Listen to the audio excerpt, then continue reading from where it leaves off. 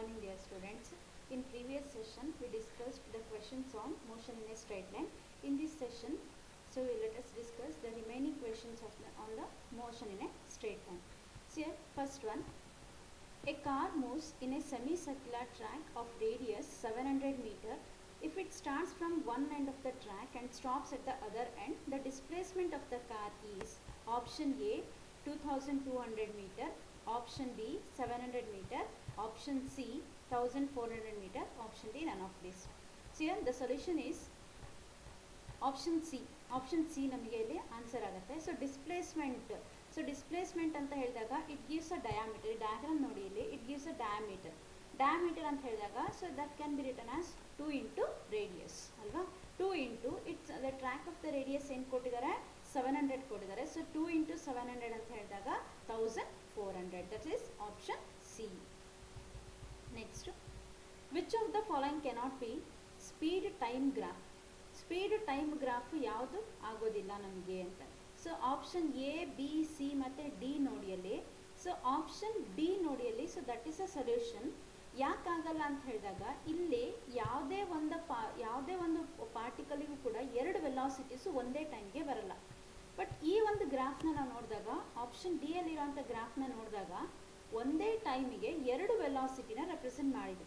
So ಅದಕ್ಕೋಸ್ಕರ so this is not the speed time graph. That is option D. Next, the displacement of a particle starting from rest at t is equal to 0, rest anta helidaga, is given by s is equal to 6t square minus t cube. The time at which particle will attain zero velocity again is option A 2 seconds, option B 4 seconds, option C 6 seconds, option D 8 seconds. So ಏನು ಕೇಳಿದರೆ, the displacement of particle starting from rest at T is equal to 0 is given by S is equal to 6t square minus T cube ಕೊಟ್ಟಿದ್ದಾರಲ್ವಾ. So ಇಲ್ಲಿ ಹಾಗಾದರೆ ನಮಗೆ distance ಅಂತ ಹೇಳಿದಾಗ ಇಲ್ಲಿ distance of a particle starting from rest. So ನಮಗೆ option B ಇಲ್ಲಿ answer ಆಗುತ್ತೆ. ಸೊಲ್ಯೂಷನ್ ನೋಡೋಣ. ಇಲ್ಲಿ velocity is equal to distance traveled by time taken, so that we can write it as ds by dt, that is equal to d by dt of 6t square minus t cube ಆಯಿತು. ಇದನ್ನು differentiate ಮಾಡೋಣ. Differentiate ಮಾಡಿದಾಗ ಇದೇನಾಯಿತು 12t minus 3t square ಆಯಿತು.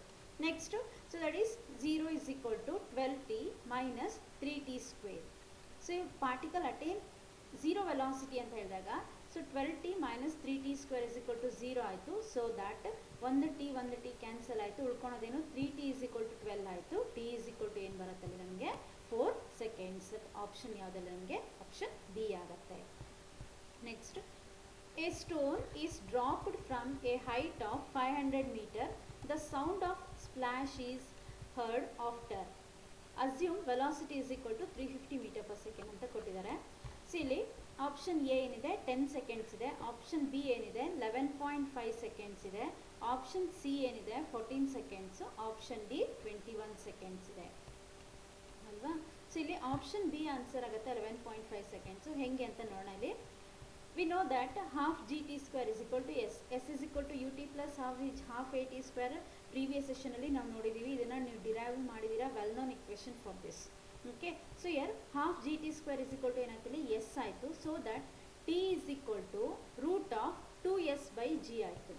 2 into so S ಅಂತ ಹೇಳಿದಾಗ ಇಲ್ಲಿ ನಾವು distance ಅಂತ ತಗೊಳ್ಳೋ ಬದಲು ಅಲ್ಲಿ ನಾವು ಏನು ಕೊಟ್ಟಿದ್ದಾರೆ, ಅಲ್ಲಿ ಹೈಟ್ ಅಂತ ಕೊಟ್ಟಿದ್ದಾರೆ. So that is 2 into 500 divided by acceleration due to gravity 10. Okay, that is equal to ಏನಾಯ್ತಲ್ಲಿ 10 ಸೆಕೆಂಡ್ಸ್ ಆಯಿತು. ರೂಟ್ ಆಫ್ 100 ಬರುತ್ತೆ. ಸೊ ರೂಟ್ ಆಫ್ 100 ಅಂದರೆ 10 ಸೆಕೆಂಡ್ಸ್ ಆಯಿತು. Next, time taken by the sound is equal to, so ಎಷ್ಟು height distance ಅಂತ ಹೇಳಿದಾಗ velocity next ಅವ್ರು ಕೊಟ್ಟಿದ್ದಾರೆ 500 divided by 350, that is equal to 1.5 seconds ಆಯಿತು.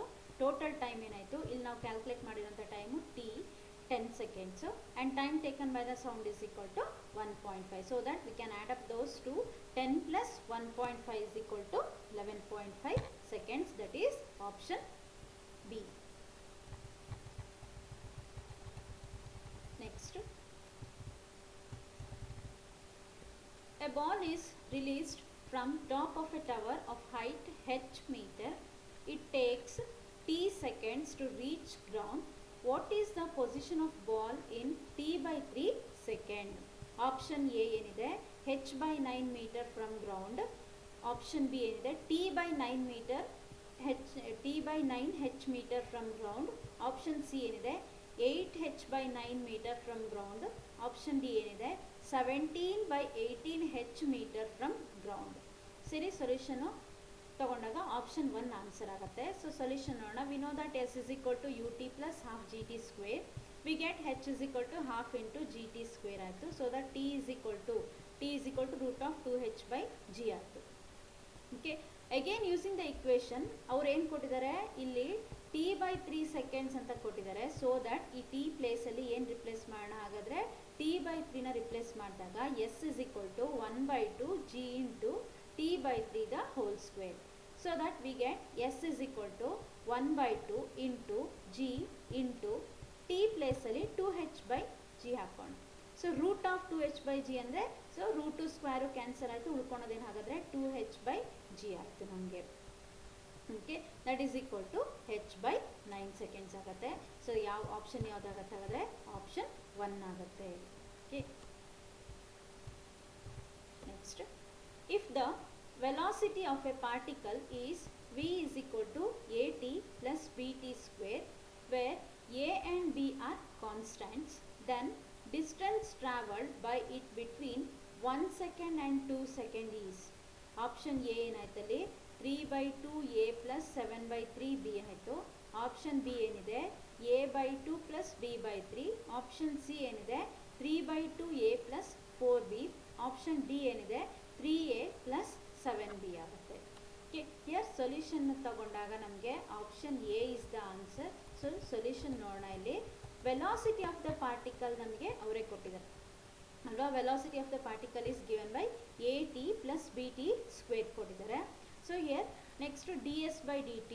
ಸೊ ತಗೊಂಡಾಗ ds ಬೈ ವೆಲಾಸಿಟಿ ಅಂತ ಹೇಳಿದಾಗ ನಮಗೆ ಗೊತ್ತು ds distance travel by time taken. So that is ds/dt is equal to at plus bt square ಆಯಿತು. ಸೊ ನಾವು ಹಾಗಾದರೆ ಇದನ್ನು ಇಂಟಗ್ರೇಟ್ ಮಾಡ್ಕೊಳ್ಳೋಣ. ಇಂಟಗ್ರೇಟ್ ಮಾಡ್ಕೊಂಡಾಗ ನಮ್ಗೆ ಏನು ಬರುತ್ತೆ ಅಲ್ಲಿ integration of at plus bt square into dt ಮಾಡ್ಕೊಂಡಾಗ so s is equal to that is equal to at square by 2 plus bt cube by 3 plus c. Okay, that is constant ಅಲ್ವಾ. and at t is equal to 1 seconds, t is equal to 1 second ಆದಾಗ ನಮ್ಗೆ ಏನಾಯಿತು a/2 plus b/3 plus c ಆಯಿತು. Next t is equal to 2 seconds ಬಂದಾಗ ಏನಾಯ್ತು ಇಲ್ಲಿ ನಮ್ಗೆ ಹಾಗಾದರೆ 2 seconds ಬಂದಾಗ 2a plus 8/3b plus c ಆಯಿತು. ನೆಕ್ಸ್ಟ್ ನಮಗೆ ಬೇಕಾಗಿರೋಂಥ ಡಿಸ್ಟೆನ್ಸ್ ಏನು ಬೇಕು ನಮಗೆ s of t at T is equal to 2 seconds minus s at T is equal to 1 seconds. ಇವೆರಡನ್ನೂ ಮೈನಸ್ ಮಾಡ್ಕೋಣ. ಮೈನಸ್ ಮಾಡ್ಕೊಂಡಾಗ ಏನು ಬರುತ್ತೆ ಇಲ್ಲಿ ನಮಗೆ ಫಸ್ಟ್ ಬಂದಿರೋದೇನು ಅಟ್ 1 secondsಗೆ ಬಂದಿರೋದು. ಓಕೆ, ಇಲ್ಲಿ ಫಸ್ಟು 2 secondsಗೆ ಬಂದಿರೋದು 2a plus 8/3b plus C minus 1 secondಗೆ ಬಂದಿರೋದು a/2 plus b/3 plus C ಬಂದಿದೆ. ಅವೆರಡೂ ನಾವು ಇದು ಮಾಡಿಕೊಂಡಾಗ ನಮಗೇನು ಮತ್ತೆ ಸಿ ಕ್ಯಾನ್ಸಲ್ ಆಯಿತು. ನೆಕ್ಸ್ಟು 8/3b ಮತ್ತು b/3ನ ಇದು ಮಾಡ್ಕೋಬೇಕು. 8 - 1 ಅಂತ ಹೇಳಿದಾಗ 7 ಬಂತು. ನೆಕ್ಸ್ಟು 2 ಮತ್ತು 1/2 ತೊಗೊಂಡಾಗ ನಮಗೇನಾಯ್ತಲ್ಲಿ 3/2 ಆಯಿತು. So that 3/2a plus 7/3b ಆಯಿತು. Okay, that is option A. Next, so the question appeared in Karnataka CET 2013. Okay, 2013ನಲ್ಲಿ ಬಂದಿರೋಂಥ ಕ್ವೆಶನ್ ಇದು. The displacement x in meter of a particle of mass m in kg moving in one dimension under the action of a force is related to time t in second. ಟೈಮ್ನ second ಅಂತ ತೊಗೊಂಡ್ವಿ by t is equal to root x plus 3. The displacement of the particle when its velocity is 0 will be. So next option a ಏನಿದೆ 4 metre ಇದೆ. Option B ಏನಿದೆ 0. Next option C 6. Option d 2 metre ಇದೆ. Okay, next option B ಆಗುತ್ತೆ, ಇಲ್ಲಿ 0 ಆಗುತ್ತೆ. 0 ಅನ್ನು ಹೇಗೆ ಅಂತ ಸೊಲ್ಯೂಷನ್ ನೋಡೋಣ. ಇಲ್ಲಿ given T is equal to root X plus 3.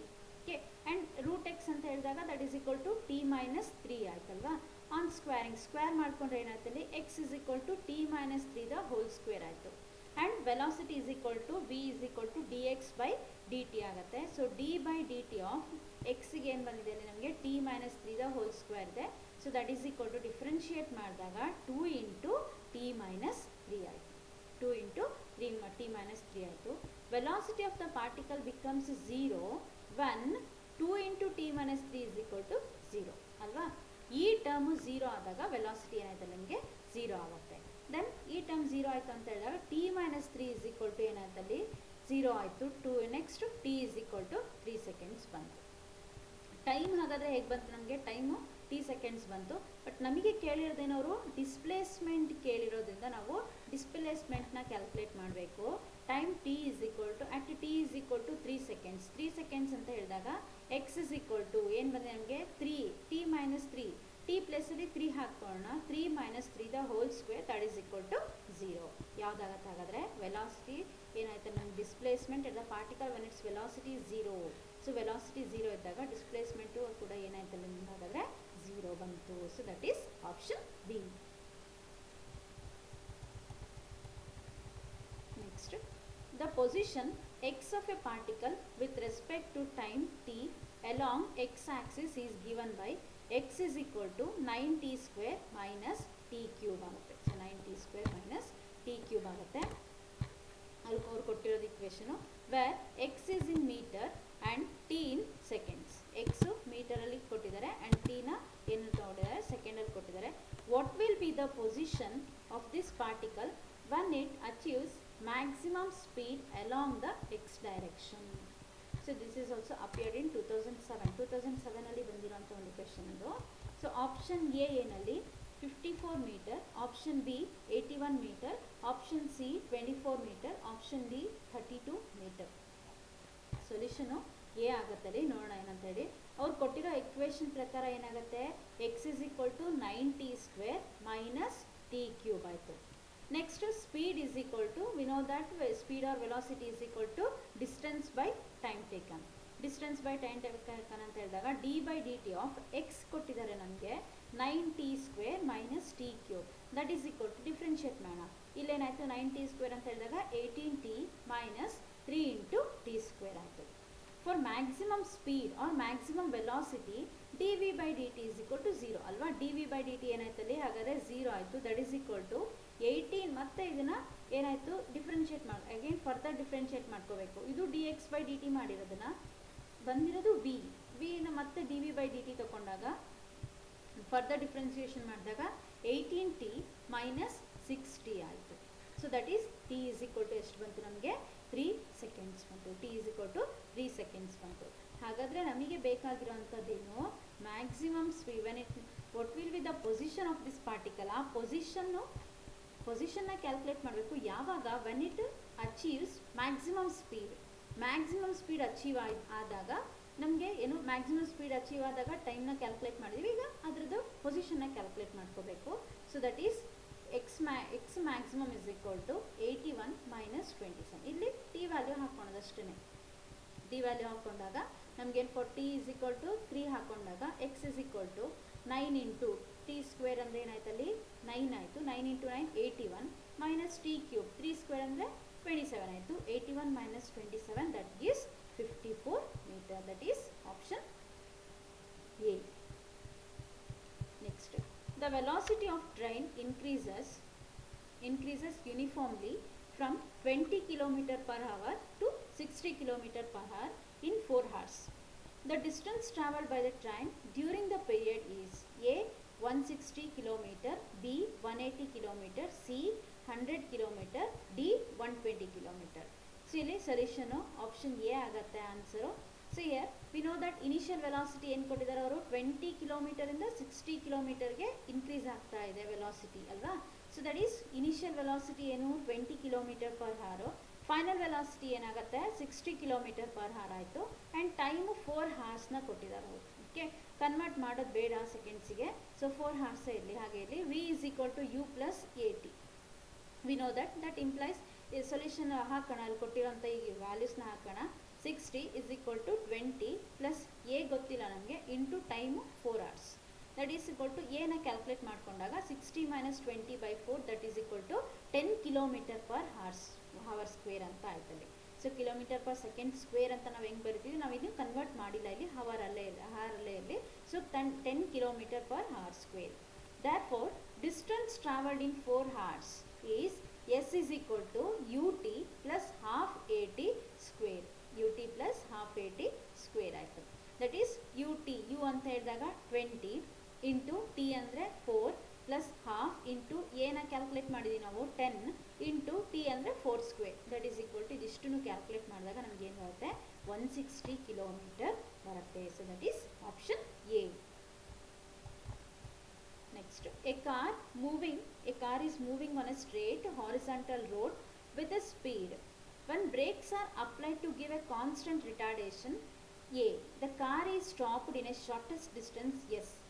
If the car was moving on the same road with a speed 3 and the same retardation A is applied, the shortest distance in which the car is stopped will be. So ಇಲ್ಲಿ ಏನು ಕೇಳಿದ್ದಾರೆ, option ನಾವು ಏನನ್ನ calculate ಮಾಡಬೇಕು, shortest ಡಿಸ್ಟೆನ್ಸ್ನ calculate ಮಾಡಬೇಕು ಅಂತ ಕೇಳಿದಾರಲ್ವಾ. So that is option A ಅಲ್ಲಿ ಏನಿದೆ 3 ಸೆಕೆಂಡ್ಸ್ ಇದೆ, ಆಪ್ಷನ್ ಬಿ ಅಲ್ಲಿ 6 ಸೆಕೆಂಡ್ಸ್ ಇದೆ, ನೆಕ್ಸ್ಟ್ ಆಪ್ಷನ್ ಸಿ ಅಲ್ಲಿ 9 ಸೆಕೆಂಡ್ಸು ಆ್ಯಂಡ್ ಆಪ್ಷನ್ ಡಿ ಅಲ್ಲಿ 27 ಸೆಕೆಂಡ್ಸು. ಅಂದರೆ ಶಾರ್ಟೆಸ್ಟ್ ಡಿಸ್ಟೆನ್ಸು ಯಾವಾಗ ನಮಗೆ ಸ್ಟಾಪ್ ಆಗುತ್ತೆ ಅನ್ನೋದನ್ನು ನಾವು ಇದನ್ನು ಕ್ಯಾಲ್ಕುಲೇಟ್ ಮಾಡಬೇಕು. So that is option C ಅನ್ನೋದು ನಮಗೆ ರೈಟ್ ಆನ್ಸರ್. ದಟ್ ಈಸ್ ಸರಿ ಸೆಕೆಂಡ್ಸ್ ಅಲ್ಲ, ಇದು 9 ಇಂಟು ಡಿಸ್ಟೆನ್ಸ್ ಎಸ್ ಅಂತ ಹೇಳಿ ತೊಗೊಂಡಿರೋದು 9S ಅಂದರೆ 3S ಆ್ಯಂಡ್ 6S 9S ಮತ್ತು 27S. ನಾವು ಶಾರ್ಟೆಸ್ಟ್ ಡಿಸ್ಟೆನ್ಸ್ನ ಕ್ಯಾಲ್ಕುಲೇಟ್ ಮಾಡಬೇಕು. ಸೊ ಫಸ್ಟ್ ಇನಿಷಿಯಲ್ ಡಿಸ್ಟೆನ್ಸ್ ಏನಿದೆ ನಮಗೆ let s be the distance ಅಂತ ತೊಗೊಳ್ಳೋಣ ಇಲ್ಲಿ. ಸೊ ಆಪ್ಷನ್ ಸಿ ಆಗುತ್ತೆ ಇಲ್ಲಿ. So that is shortest stopping distance s is given by v square minus u square is equal to 2AS ಅಂತ ಹೇಳಿ ನಾವು ನೋಡಿದ್ದೀವಿ ಅಲ್ವಾ ಇಲ್ಲಿ. ಸೊ ಅದೇ ಥರ ಅದೇ ಎಕ್ಸ್ಪ್ರೆಷನ್ನ ಬರ್ಕೊಂಡಿರೋದು ಇಲ್ಲಿ. ಸೊ ಅಲ್ಲೇನಾಯಿತು, ಹಾಗಾದರೆ ಎಸ್ ಇಸ್ ಈಕ್ವಲ್ ಟು ಏನಾಯಿತು ವಿ ಸ್ಕ್ವೇರ್ ಬೈ 2A ಆಯಿತು. V square by 2A thus for a given value of S. ಹಾಗಾದರೆ ಒಂದು ಎಸ್ಸು ಆಗ ಅಲ್ಲೇನಾಯಿತು V square is directly proportional to ಏನಾಯ್ತು ಅಲ್ಲಿ ಎಸ್ ಆಯಿತು.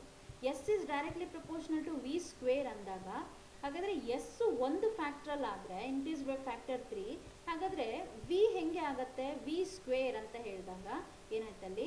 So that is 3 square 9. So that is 3 ಅಂದರೆ ಇಲ್ಲೇನಾಯಿತು ಸ್ಪೀಡ್ ಎಷ್ಟಿದೆ ಅಲ್ಲಿ 3 ಅಂತ ಕೊಟ್ಟಿದ್ದರಲ್ಲಿ 3 ಟೈಮ್ಸು ಇಲ್ಲೇನಾಯಿತು ನಮಗೆ ಇನ್ಕ್ರೀಸ್ ಆಯಿತು ಒಂದು factor v factor 3 times increase ಆಯಿತು ಅಂತ ಹೇಳಿದಾಗ ಎಸ್ ಫ್ಯಾಕ್ಟರ್ ಎಷ್ಟು ಇನ್ಕ್ರೀಸ್ ಆಗುತ್ತೆ, ಹಾಗಾದರೆ ಅದನ್ನು ಕ್ಯಾಲ್ಕುಲೇಟ್ ಮಾಡಬೇಕು. ಸೊ ದಟ್ ಈಸ್ ಈ ಆಪ್ಷನ್ ಯಾವುದಾಗತ್ತೆ ಅಲ್ಲಿ 9 ಸೆಕೆಂಡ್ಸ್ ಆಗುತ್ತೆ. That is option sorry seconds ಅಲ್ಲ 9 into s 9S. Okay, confusion ಬೇಡ, ಸ್ಮಾಲ್ ಎಸ್ ತೋರಿಸಿದ್ರೆ ಮಾತ್ರ ಸೆಕೆಂಡು, ಕ್ಯಾಪಿಟಲ್ ಎಸ್ ತೋರಿಸಿದ್ರೆ that is displacement. Okay, displacement ಅಥವಾ ಡಿಸ್ಟೆನ್ಸ್, ಶಾರ್ಟೆಸ್ಟ್ ಡಿಸ್ಟೆನ್ಸ್ ಅಂತ ಹೇಳಿ ಆಗುತ್ತೆ. So that is 9 into S.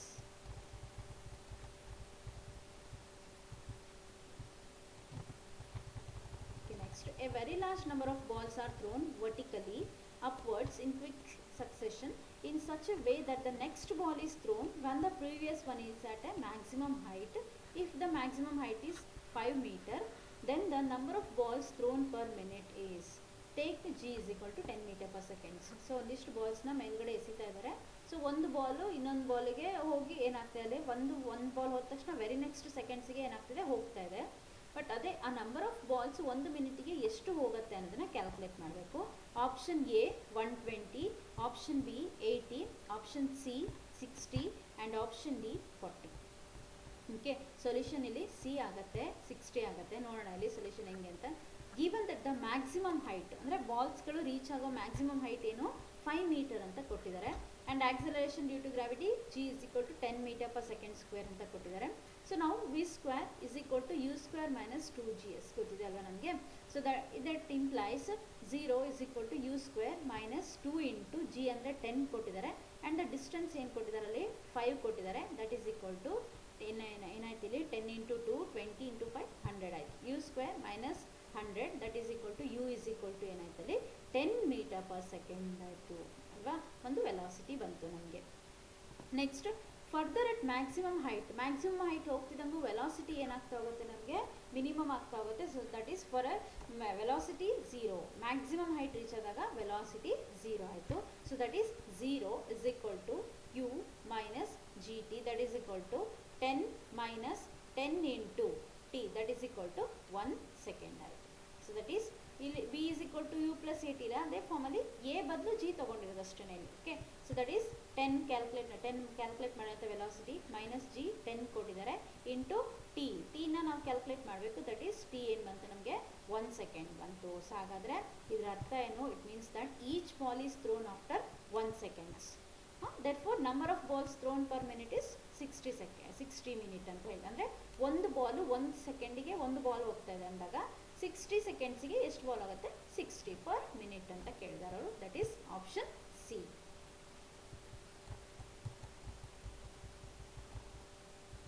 Next, the velocity versus time curve of a moving point is as shown in the figure. The maximum acceleration is, so ಇಲ್ಲಿ diagram ಕೊಟ್ಟಿದ್ದಾರೆ ನೋಡಿ ಇಲ್ಲಿ. So ಇಲ್ಲಿ 10, 20, 30, 40 ಇಲ್ಲಿ time ಕೊಟ್ಟಿದ್ದಾರೆ, ಇಲ್ಲಿ ವೆಲಾಸಿಟಿ ಕೊಟ್ಟಿದ್ದಾರೆ. ಸೊ ಇಲ್ಲೇನಾಯಿತು, ಇಲ್ಲಿ ಪಾಯಿಂಟ್ ಎ ಇದೆ, point B, point C, point D, point E, point F ಇದೆ. ಸೊ ಅಲ್ಲಿ ಹಾಗಾದರೆ ಏನು ಕ್ಯಾಲ್ಕುಲೇಟ್ ಮಾಡಬೇಕು? The maximum acceleration. ಈ ಒಂದು ಗ್ರಾಫಲ್ಲಿ ಮ್ಯಾಕ್ಸಿಮಮ್ ಆಕ್ಸಲರೇಷನು ಎಲ್ಲಿ ಬರುತ್ತೆ ಅಂತ, ಯಾವ ಪಾಯಿಂಟಲ್ಲಿ ಬರುತ್ತೆ ಅಂತ ಹೇಳಿ ಕ್ಯಾಲ್ಕುಲೇಟ್ ಮಾಡಬೇಕು. So that is option A 1 metre per second square ಕೊಟ್ಟಿದ್ದಾರೆ, option B 4 metre per second square ಕೊಟ್ಟಿದ್ದಾರೆ, option C 2 metre per second square and option D 1.5 metre per second square ಕೊಟ್ಟಿದ್ದಾರೆ. ಸೊ ಇಲ್ಲಿ ಆಪ್ಷನ್ ಬಿ ಆಗುತ್ತೆ 4 metre per second square. ಹೇಗಂತ ನೋಡಲಿ, ಇಲ್ಲಿ ಈ ಥರ ಡಯಾಗ್ರಾಮ್ ಕೊಟ್ಟಾಗ ನಾವು ಮ್ಯಾಕ್ಸಿಮಮ್ ಸ್ಲೋಪು ಯಾವಾಗ ಬರುತ್ತೋ ಅದು ದಟ್ ಈಸ್ ಅ ಪೋರ್ಷನ್, ಆ ಪೋರ್ಷನ್ನ ತೊಗೊಂಡ್ಬಿಟ್ಟು ಕ್ಯಾಲ್ಕುಲೇಟ್ ಮಾಡ್ತೀವಿ ನಾವು. ಸೊ ಇಲ್ಲಿ ಮ್ಯಾಕ್ಸಿಮಮ್ ಸ್ಲೋಪ್ ಅಂತ ಹೇಳಿದಾಗ, ಸೊ ಇಲ್ಲಿ ಈಗ ಗೊತ್ತಾಗ್ತದೆ ನಿಮಗೆ ಮ್ಯಾಕ್ಸಿಮಮ್ ಸ್ಲೋಪ್ ಅಂತ ಹೇಳಿದಾಗ ಸಿ ಡಿ ಪೋರ್ಷನ್ನ ನೋಡಿ, ಸಿ ಮತ್ತು ಡಿ ಪೋರ್ಷನ್ ನೋಡಿದಾಗ so it looks like A triangle ಅಲ್ವಾ, ಟ್ರಯಾಂಗಲ್ ಥರ ನಮ್ಗೆ. ಹಾಗಾದರೆ ಅಲ್ಲಿ ಮ್ಯಾಕ್ಸಿಮಮ್ ಸ್ಲೋಪ್ ಬಂತು ನಮಗೆ. ಸೊ ಮ್ಯಾಕ್ಸಿಮಮ್ ಸ್ಲೋಪ್ ಬಂತು ಅಂತ ಹೇಳಿದಾಗ ಅದ್ರಲ್ಲಿ ಸ್ಲೋಪ್ ತೊಗೊಂಡಾಗ ಸ್ಲೋಪ್ ಇಸ್ ಈಕ್ವಲ್ ಟು ಇಲ್ಲೇನಾಯಿತು 60 ಮೈನಸ್ 20. ಸೊ ಡಿ ಪಾಯಿಂಟಲ್ಲಿ ಏನಿದೆ 60 ಇದೆ ಆ್ಯಂಡ್ ಸಿ ಪಾಯಿಂಟಲ್ಲಿ 20 ಇದೆ. 60 ಮೈನಸ್ 20 ದಟ್ ಡಿವೈಡೆಡ್ ಬೈ ಇಲ್ಲೇನಿದೆ 40 minus 30 that is equal to 40 divided by 10 that is 4 metre per second square ಆಯಿತು. ಸೊ ಇಲ್ಲಿ ನೋಡಿದ ತಕ್ಷಣ ಗೊತ್ತಾಗ್ಬಿಡುತ್ತೆ ನಮಗೆ ಯಾವ ಪೋರ್ಷನ್ ಬರುತ್ತೆ ಅಂತ. ಒಂದು ಸ್ವಲ್ಪ ಏನು ಮಾಡಬೇಕು, ಅಲರ್ಟ್ ಆಗಿರಬೇಕು. ಇಲ್ಲಿ ಜಸ್ಟ್ ಬೇಕಾದ್ರೆ ಇಲ್ಲಿ ಒಂದು ಸ್ಲೋಪ್ ತೊಗೊಂಡಾಗ ಕೂಡ ಇಲ್ಲಿ ಸ್ಲೋಪ್ ಕಡಿಮೆ ಬರುತ್ತೆ. ನೆಕ್ಸ್ಟ್ ಇಲ್ಲಿ ತೊಗೊಂಡಾಗ ನಮ್ಗೆ ಇಲ್ಲಿ ಸ್ಲೋಪ್ ಹಾಕ್ಲಿಕ್ಕೆ ಕಷ್ಟ ಆಗುತ್ತೆ. ಇಲ್ಲಿ ಡೈರೆಕ್ಟಾಗಿ ನಮಗೆ ಟ್ರಯಾಂಗಲ್ ಥರನೇ ಕಾಣಿಸಿದ್ರೆ ಮ್ಯಾಕ್ಸಿಮಮ್ ಸ್ಲೋಪ್ ಎಲ್ಲಿ ಬಂದುಬಿಡುತ್ತೆ ನಮಗೆ? ಸಿ ಮತ್ತು ಡಿ ಪೋರ್ಷನಲ್ಲಿ. ಸೊ ಆನ್ಸರ್ ಮಾಡಬೇಕಾದ್ರೆ ಆ ಸ್ಲೋಪ್ನ ಒಂಚೂರು ನೋಡ್ಕೊಂಡ್ಬಿಟ್ಟು ಕ್ಯಾಲ್ಕುಲೇಟ್ ಮಾಡಬೇಕು. ಸೊ ದಟ್ ಈಸ್ ಆಪ್ಷನ್ ಏನಾಗುತ್ತೆ? B 4 metre per second square. Next, a ball is dropped from the top of a building 100 meter high.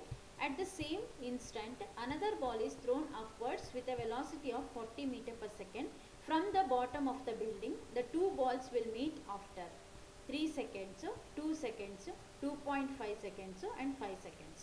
Okay. So solution C ಆಗುತ್ತೆ ಅಲ್ಲಿ. Let balls meet after 3 seconds. ನಮಗೆ ಗೊತ್ತಿಲ್ಲ ಯಾವ ಟೈಮಲ್ಲಿ meet ಆಗುತ್ತೆ ಅಂತ ಹೇಳ್ಬಿಟ್ಟು. ಸೊ ನಾವು ಅದನ್ನೇ ಕ್ಯಾಲ್ಕುಲೇಟ್ ಮಾಡಬೇಕು. Let T be the time ಅಂತ ತೊಗೊಳ್ಳೋಣ ಅದನ್ನು. The distance travel by the ball coming down is S1 is equal to half GT square. ಹೋಗಿರೋಂಥ ಮೇಲ್ಗಡೆಯಿಂದ ಬರೋಂಥದ್ದು ಒಂದು ಬಾಲಿನ distance S1 is equal to half into GT square ತಗೋಣ. Distance travel by the other ball S2 is equal to ut minus half GT square. ಅಂದರೆ ಕೆಳಗಡೆ ಬರ್ತಾ ಇದೆ ಅಂತ ಅರ್ಥ. So 40t minus half into GT square. S1 plus S2ನ add ಮಾಡ್ಕೊಳ್ಳೋ. S1 plus S2 ಅಂತ ಹೇಳಿದಾಗ ಅವರೇ ಕೊಟ್ಟಿದ್ದಾರೆ ಇಲ್ಲಿ. ಸೊ 100 ಮೀಟರ್ ಹೈ ಅಲ್ವಾ. So that implies S1 plus S2 ಏನಾಯ್ತಲ್ಲಿ ಈಸ್ ಈಕ್ವಲ್ ಟು 100 ಮೀಟರ್ ಆಯಿತು. ದಟ್ ಇಂಪ್ಲೈಸ್ S1ನ ಕ್ಯಾಲ್ಕುಲೇಟ್ ಮಾಡಿದ್ದೀವಿ ನಾವಿಲ್ಲಿ half into GT square plus S2ನ ಕ್ಯಾಲ್ಕುಲೇಟ್ ಮಾಡಿದಾಗ ಇಲ್ಲೇನಾಯಿತು 40t minus half GT square ಆಯಿತು. ಸೊ ಇದಿಷ್ಟು ದಟ್ ಈಸ್ ಈಕ್ವಲ್ ಟು ಏನಾಯ್ತಲ್ಲಿ 100 ಮೀಟರ್ ಆಯಿತು. ಸೊ ಹಾಫ್ GT ಸ್ಕ್ವೇರ್ ಏನಾಯ್ತಲ್ಲಿ ಕ್ಯಾನ್ಸಲ್ ಆಯಿತು. T is equal to 100/40 that is equal to 2.5 seconds ಆಗುತ್ತೆ. So that is option C. Next, a river 2 kilometer wide is flowing at a rate of 2 kilometer wide is flowing at a rate of 2 kilometer per hour. A boatman can row the boat at a speed of 4 kilometer per hour in still water, goes a distance of 2 kilometer upstream and then comes back. The time taken by him to complete his journey is, ಅಂದರೆ waves ಬರೋದಂದರೆ upstream ಅಂದರೆ ಏನಾಗ್ತದೆ, ಆ boat ಏನಾಗ್ತದೆ ಒಂದು ಸ್ವಲ್ಪ ಮೇಲೆ ಹೋಗುತ್ತೆ, ನೀರನ್ನು ಒಂದು ಸೆಳೆತಕ್ಕೆ ಮೇಲುಗಡೆ ಹೋಗುತ್ತೆ, ಅಪ್ಸ್ಟ್ರೀಮಲ್ಲಿ ಹೋಗುತ್ತೆ, ಡೌನ್ ಸ್ಟ್ರೀಮಲ್ಲಿ ಹೋಗುತ್ತೆ, ಲೈಕ್ ದಿಸ್. ಓಕೆ, ಒಂದೇ ಲೆವೆಲಲ್ಲಿ ಹೋಗ್ತಾ ಇಲ್ಲ. ಯಾಕಂದರೆ ಒಂದು river 2 kilometer wide is flowing at a rate. So ಅಲ್ಲಿ ಒಂದು ಸುಮ್ಮನೆ ನಿಂತಿರೋ ನೀರಲ್ಲ, ಅದು ಏನಾಗ್ತದೆ, ರಿವರು ಫ್ಲೋ ಆಗ್ತಿರ್ಬೇಕಾದ್ರೆ ಏನಾಗುತ್ತೆ, ಅಪ್ಸ್ಟ್ರೀಮು ಕೂಡ ಬರುತ್ತೆ, ಉಬ್ಬು ಬರುತ್ತೆ, ತೆಗ್ಗು ಬರುತ್ತೆ ಅಂತ ಹೇಳ್ತೀವಲ್ಲ ಆ ಥರ. ಸೊ ಇಲ್ಲಿ ಹಾಗಾದರೆ the time taken by him to complete is journey is, ಅವನು ಆ ಜರ್ನಿನ ಕಂಪ್ಲೀಟ್ ಮಾಡಲಿಕ್ಕೆ ಟೈಮ್ ಎಷ್ಟು ತೊಗೊಳ್ತಾನೆ ಅದನ್ನು ಕ್ಯಾಲ್ಕುಲೇಟ್ ಮಾಡಬೇಕಿಲ್ಲಿ. ಸೊಲ್ಯೂಷನ್ ಸಿ ಆಗುತ್ತೆ, 80 ಆಗುತ್ತೆ, ಇಲ್ಲಿ 80 ಮೀಟರ್ ಆಗುತ್ತೆ. ಸೊ ದಟ್ ಈಸ್ ಸರಿ, the time taken by him to complete is journey is 80 minute ಆಗುತ್ತೆ ಅಲ್ಲಿ. ಸೊ ಇಲ್ಲಿ ನೋಡೋಣ, ಇಲ್ಲಿ option C, the velocity upstream, the velocity at upstream is 4 - 2 km/h, 4 - 2 km. Next downstream ಅಂತ ಹೇಳಿದಾಗ 4 + 2, ಯಾಕಂದರೆ ಡೌನ್ ಸ್ಟ್ರೀಮಲ್ಲಿ ವೆಲಾಸಿಟಿ ಏನಾಗ್ತಾ ಇರುತ್ತೆ, ಸ್ವಲ್ಪ ಜಾಸ್ತಿ ಆಗ್ತಾ ಹೋಗುತ್ತಲ್ವಾ. ಸೊ ದಟ್ ಈಸ್ 4 + 2, ಅಪ್ ಸ್ಟ್ರೀಮಲ್ಲಿ 4 - 2 ಆಯಿತು. ಹಾಗಾದರೆ ಟೋಟಲ್ ಟೈಮ್ ಟೇಕನ್ ಏನಾಗುತ್ತೆ, so 2 km that divided by 2 km/h plus 2 km divided by 6 km/h ಆಯಿತು. ಸೊ ಇದಿಷ್ಟನ್ನು ಕ್ಯಾಲ್ಕುಲೇಟ್ ಮಾಡಿಕೊಂಡಾಗ ನಮ್ಗೆ ಏನು ಸಿಗುತ್ತೆ ಅಲ್ಲಿ, 80 ಮಿನಿಟ್ ಸಿಗುತ್ತೆ. ಸೊ ಟೋಟಲ್ ಟೈಮ್ ಎಷ್ಟು ತೊಗೊಂಡಂಗಾಯಿತು ಅನ್ನೋದಾದರೆ 80 ಮಿನಿಟ್ ಆಗುತ್ತೆ. Next, two trains are moving with equal speed in opposite directions along two parallel railway tracks. If the wind is blowing with speed u along the track so that the relative velocities of the trains with respect to the wind are in the ratio 1/2, then the speed of each train must be. Option A ಏನಿದೆ 3u ಇದೆ, option B ಏನಿದೆ 2u ಇದೆ, option C u ಇದೆ, option D 4u ಇದೆ. So solution ಇಲ್ಲಿ A ಆಗುತ್ತೆ. Let the speed of each train be x, ಪ್ರತಿಯೊಂದು ಟ್ರೈನ್ನ ಸ್ಪೀಡು ಎಕ್ಸ್ ಅಂತ ತಗೋಣ. According to the equation x minus u divided by x plus u is equal to 1/2, ratio 1/2 ಕೊಟ್ಟಿದ್ದಾರೆ. ಇಲ್ಲಿ cross multiply ಮಾಡ್ಕೊಂಡಾಗ ಏನು ತೊಗೊಳ್ಬೋದಲ್ಲಿ 2u is equal to x plus u ಆಯಿತು. So that is equal to ಏನು ಬರುತ್ತಲ್ಲಿ answer 3u ಬರುತ್ತೆ. That is option A. Next, the initial velocity of a particle is u at t is equal to 0 and acceleration f is given by at. Which of the following relation is valid?